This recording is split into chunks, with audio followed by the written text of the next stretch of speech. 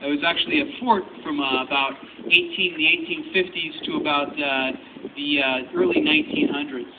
So if you look here, anytime you see red brick out on the island, that's from the Army fortress days.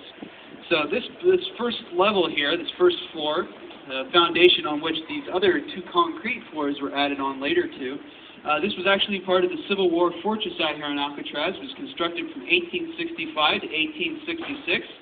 And if you look up that direction, you'll see windows. Those are actually cannon ports. The idea was the men would actually live in this building, sleep in here, be able to jump up and man the cannons at any given moment's notice. Those walls are actually 6 feet thick, so it was designed to protect them from any kind of projectile that would be fired at them from any enemy ships out in the bay. The only problem was, by the time this building was actually finished, the Civil War had ended and military technology had leaped forward a good couple decades. You had a newer type of shell that was more elongated that could actually penetrate these walls, so they never actually put cannons in here. It actually was mostly used for storage, so during World War II you actually had mines that were stored out here on the island.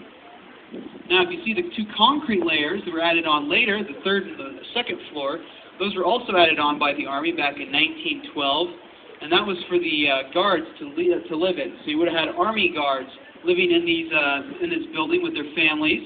It was also used by the federal prison.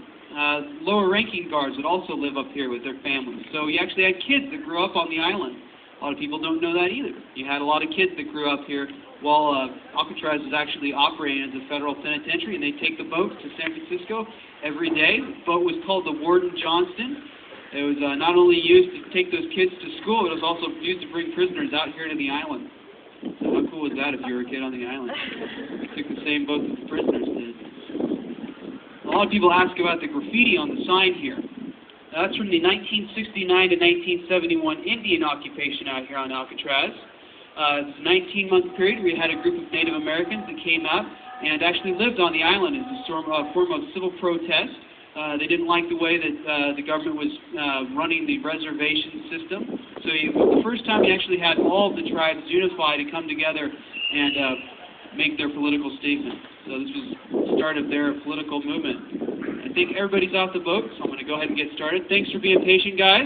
On behalf of the National Park Service, welcome to Alcatraz. My name is William, and I'm an intern here at the Park Service. It's my job to give you guys your orientation and then send you on your way. So, first off, eating, drinking, and smoking is not allowed on Alcatraz, except for down here on the dock. You can eat and smoke down here on the dock. If you would like to smoke, we have two designated areas. The first is back there behind the restroom, and also down there at that end of the pier, we have benches and ashtrays for you guys to make use of. Also, since this is a national park, I've